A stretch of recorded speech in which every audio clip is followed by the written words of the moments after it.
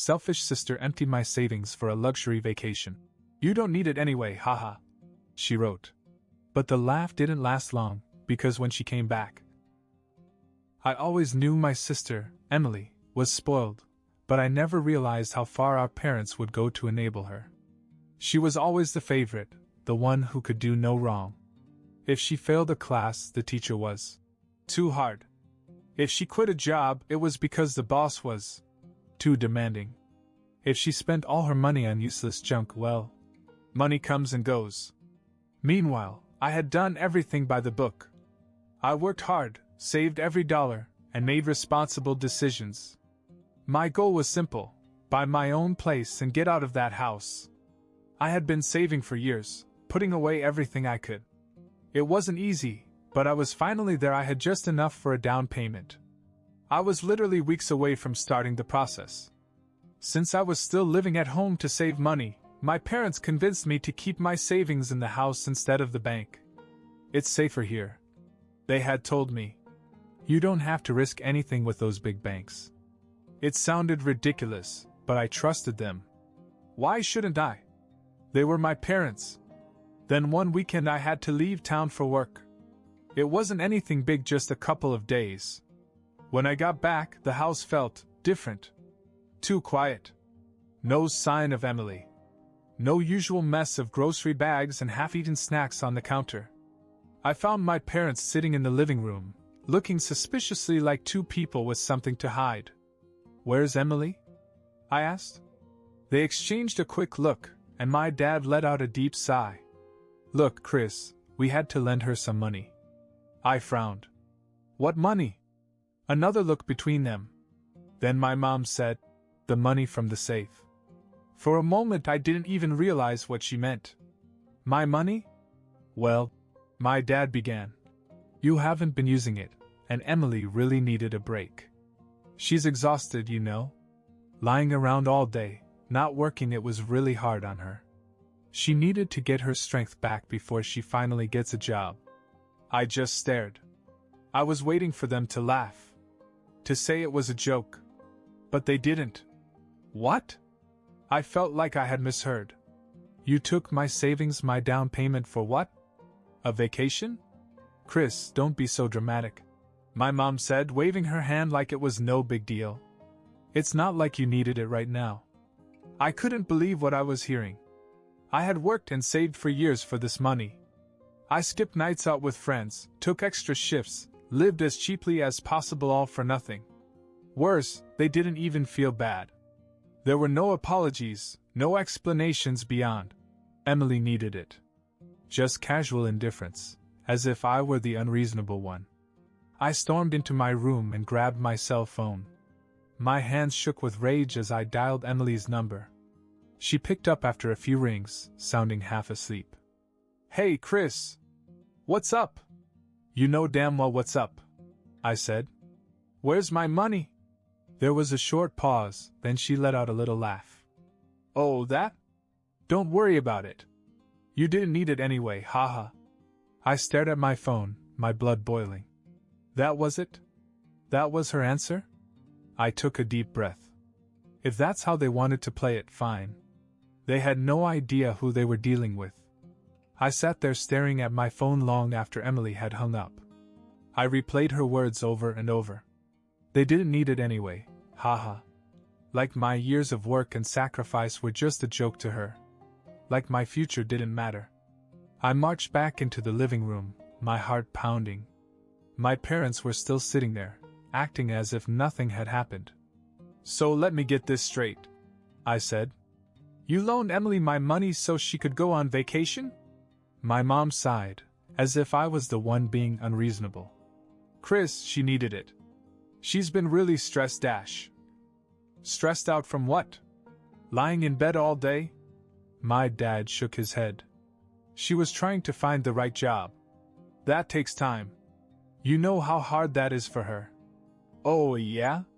It must be exhausting scrolling through Instagram all day. I snapped. And you didn't loan her my money. You gave it to her. You'll get it back, my mom said dismissively. She just needs some time. I let out a sharp laugh. A little time? You mean like the way she borrowed my laptop 2 years ago and I never saw it again? Or the way she borrowed money from Grandma and then ghosted her when she asked for it back? Chris, my dad warned. Don't be so hard on her. I stared at her in disbelief. This wasn't real. This had to be some kind of twisted prank. But no, they were actually sitting there, justifying stealing from me to pay for Emily's little getaway. I turned and walked away, but I wasn't done. Not even close. I went straight to the garage where my dad's car was parked. It wasn't anything fancy, just an old sedan, but it was mine. I had bought it for them 2 years ago when their last car broke down, thinking I was doing something nice. I paid for the insurance, the maintenance, everything. They treated it like their own, but technically the title was still in my name. I grabbed my spare key, got in, and drove straight to the dealership. It took less than an hour to sell it. It wasn't worth much, but I walked away with a decent chunk of change. As soon as I had the money in my hands, I felt a rush of satisfaction. But I wasn't done yet. I went back home, straight to Emily's room. The place was a disaster, clothes everywhere, half-empty coffee cups on the nightstand, a pile of unopened mail on the dresser. And then there it was, her jewelry box. Now, Emily wasn't the type to wear cheap stuff. Over the years, my parents had bought her expensive necklaces, bracelets, rings, things she rarely wore but always bragged about. I took it all. Then I left. That night I sold it all. Every single piece. By the time I was done, I had made back some of what they had taken from me. Not all of it, but enough to make my point. I didn't go home right away. I sat in my car, parked in front of a 24-hour diner, and let it all sink in. I had never done this before. I wasn't the vengeful type. But this felt right. And then my phone rang. It was my dad. I let it ring. Then my mom called. Ignored. Finally, Emily. I grinned. I knew what was coming. I picked up the phone. As soon as she heard my voice, she screamed, "Where's my jewelry?" I smiled. "Oh, that? Don't worry about it. You didn't need it anyway, haha." Then I hung up. And that's when all hell broke loose. I didn't go home that night. I checked into a cheap motel instead, just to clear my head. I knew as soon as I walked through that door, I was going to have a war on my hands. And I wasn't in the mood for their phony outrage just yet. The next morning I finally drove back, taking my time.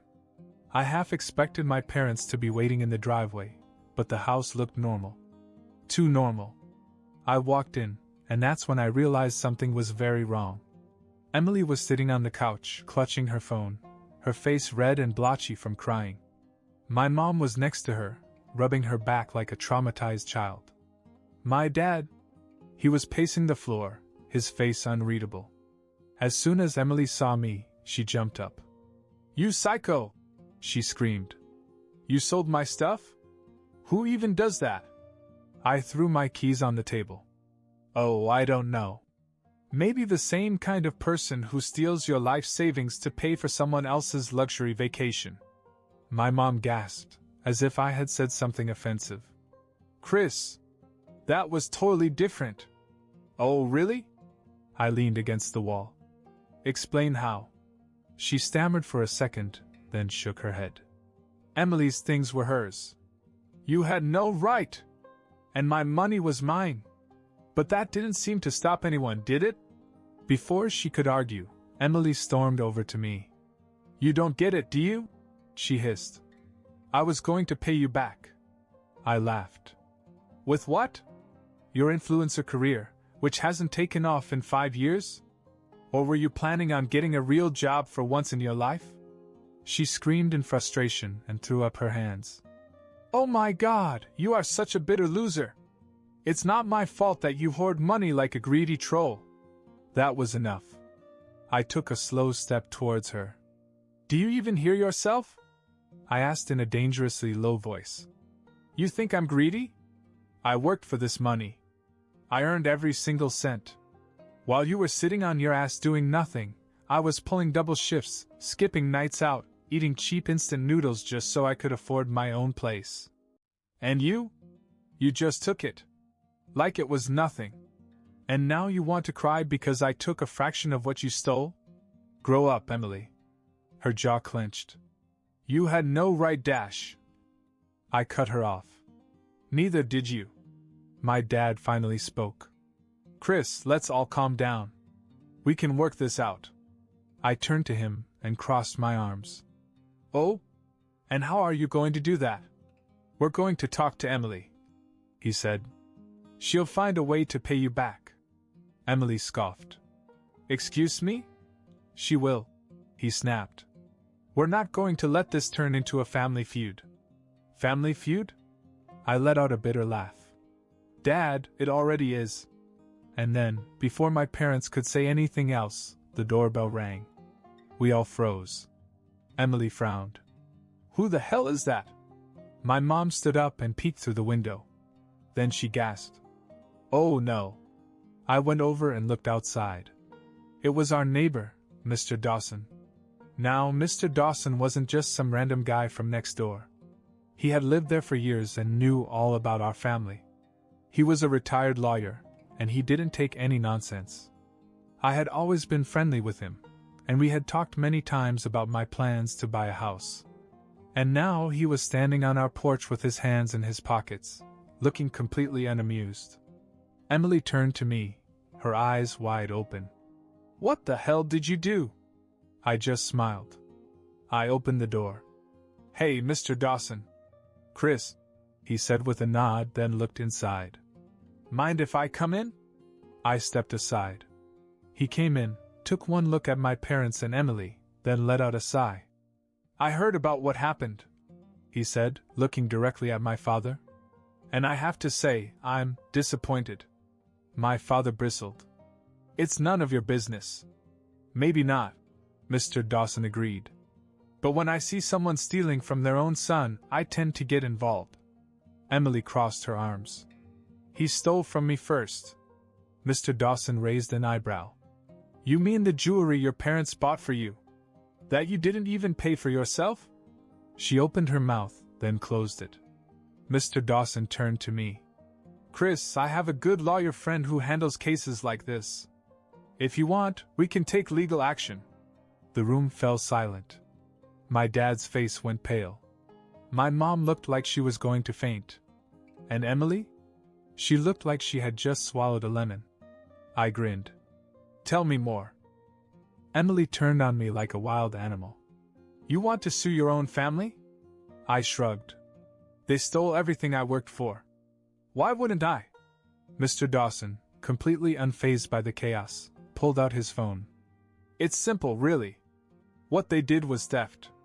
You had an agreement to put your life savings in the safe, assuming it was safe. Instead, they took it without authorization. If you want to move forward, we can file a lawsuit. And given the amount stolen, this wouldn't be small claims court, we're talking grand larceny. My father stiffened. Well, hold on. Mr. Dawson cut him off.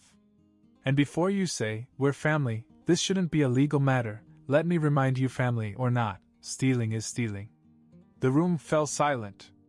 My dad's fists clenched, my mom was on the verge of tears, and Emily, she was shaking. With rage.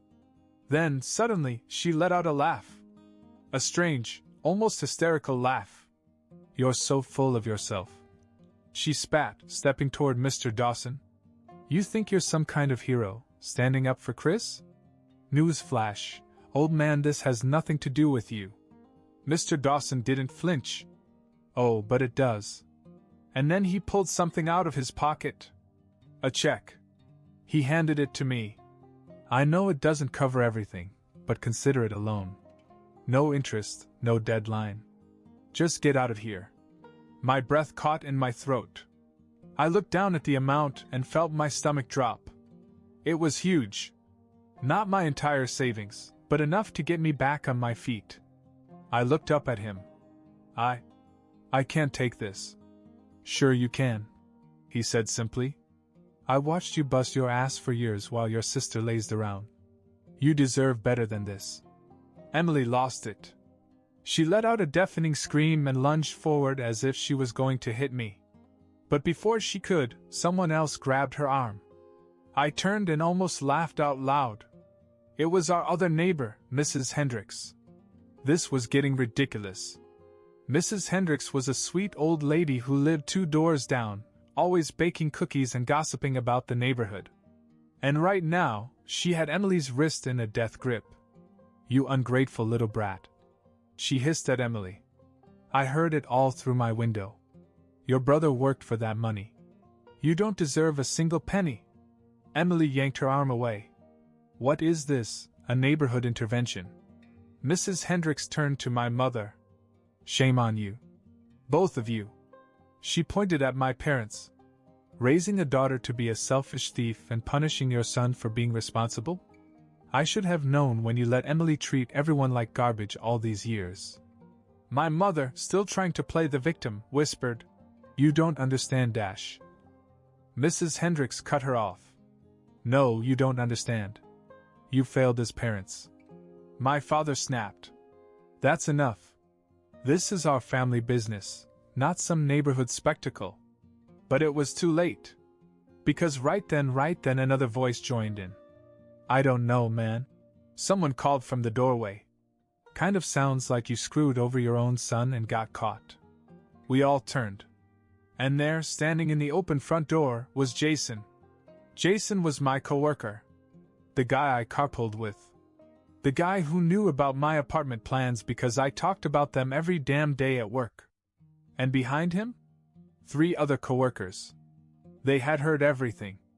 Jason folded his arms and shook his head. "Damn, dude. I always thought you exaggerated about your sister, but this is next level." My mom turned to me, eyes wide. "Chris, tell them to leave. This is private." I met her gaze. And I smiled. "Why?" I asked. "You weren't ashamed when you stole from me. Why should you be ashamed now?" Emily seethed. "You're going to humiliate us in front of the whole neighborhood? You did it to yourself," I said simply. She lunged at me again, but this time Jason stepped in. Whoa, he said, blocking her. "If you lay a finger on him, I swear we'll press charges." That shut her up. Mr. Dawson cleared his throat. "So, Chris, what's the plan? Are you going to sue, or are you going to take my offer and leave?" I exhaled and looked around the room. My parents still frozen. Emily seething but powerless. My neighbors standing their ground. My coworkers, looking on like this was the best free entertainment they'd ever seen. I grinned. "Oh, I'm going," I said. "But first, I'm taking something else they don't deserve." And I knew exactly what that was. Silence filled the room after I said that. Emily looked panicked, my mom tensed up, and my dad's face turned red. They all knew I was up to something, but they had no idea what. I let the tension settle for a second before turning to Mr. Dawson. "I'll take the loan," I said, carefully folding the check and putting it in my pocket. "But before I go, I think it's only fair that I get something back that actually belongs to me." My father scoffed. "Oh, so what now? You're going to take the TV? The furniture? What else can you steal from us, Chris?" I grinned. "Not from you." I turned to Emily. Her smug expression faltered. What?" I reached into my pocket, pulled out her car keys, and tossed them in the air before catching them again. Her precious car. The one our parents had bought her for her birthday. The one she hadn't even paid a dime for. The one that was still legally registered in Dad's name. Which meant it wasn't really hers. I looked at my father. "Since Emily never had to earn her own car, I think it's only fair that we sell this one to pay me back. You know, since you insisted on fixing things." Emily's eyes went wide. "No!" She turned to our dad. "You can't let him do that. That's my car." Dad hesitated. He was stuck. If he refused, he'd be proving in front of everyone that he never intended to pay me back. If he agreed, Emily would explode. And he knew I wasn't bluffing. "You gave him your money," Jason said. "That seems fair to me."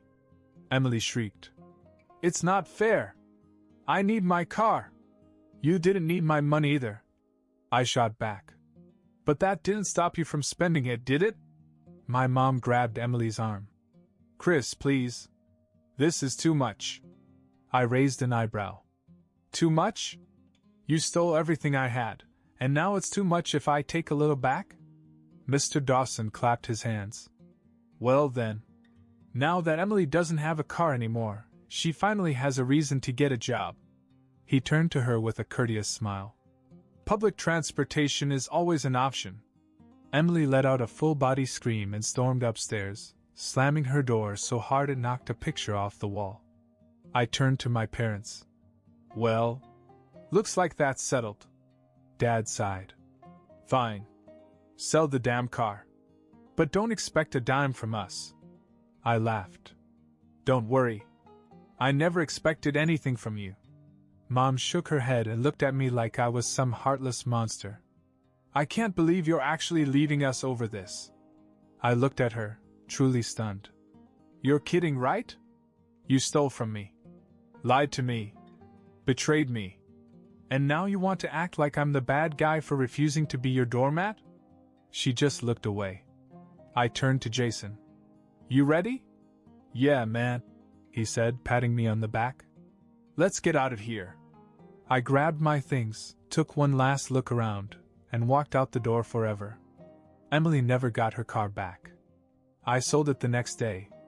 I used Mr. Dawson's check and the car money to finally get my own place. It wasn't my dream apartment, but it was mine. No more family drama. No more walking on eggshells. Just peace. A week later, I got a text from my mom. Emily wants you to apologize so we can put this behind us. We're still family, Chris. I didn't even bother to reply. Because some people? They're not worth forgiving. A month passed. A whole month without my parents. Without Emily. Without the constant gaslighting and guilt trips and excuses. And for the first time in years, I could finally breathe. I had my own apartment now. It wasn't the biggest or the nicest, but it was mine. My name on the lease. My hard-earned money paying the bills. No one could take that away from me. My parents tried to call a few times, but I never answered. Emily sent a single text. Hope you're happy, asshole. You ruined this family. I didn't respond. Then one night, the intercom in my building buzzed. I checked the camera. My dad. I sighed, debating whether to ignore him. But something inside me wanted to hear what he had to say. So I pressed the button. What do you want? Chris, he sighed, sounding tired. Can we talk? I hesitated, then stepped outside. I didn't invite him in. He looked me up and down, then shook his head. You really cut us off like that, huh? I crossed my arms. You made that decision when you stole from me. Dad exhaled and rubbed his face. Look, I know you're angry, Dash. I'm not angry. I interrupted. I just finally see things clearly. He scoffed. Oh, come on, Chris. We're family. Families fight. They work things out. I laughed. Is that what you told Grandma when Emily never paid her back? That shut him up. I shook my head. You don't get it, do you? This wasn't a fight. This was a breaking point. And you made your choice. You always chose Emily over me. Always covered for her. Enabled her. You never saw me as your son, just the backup plan. The reliable one. The one who wouldn't complain. Well, guess what? I'm done. Dad swallowed hard. So that's it? You're just going to erase us from your life? I met his eyes. No. You erased yourselves. He stared at me for a long time. Then he muttered. Your mother still cries for you, you know. Good, I said coldly. Maybe now she knows how it feels to lose something. Dad sighed, defeated. He turned and walked away without another word. And just like that, I was free. The next day I changed my number. Blocked them on everything. Moved on. Some people might think that's cruel, but here's the truth. Blood doesn't make a family. Respect does. And if they couldn't give me that? Then they never deserved me.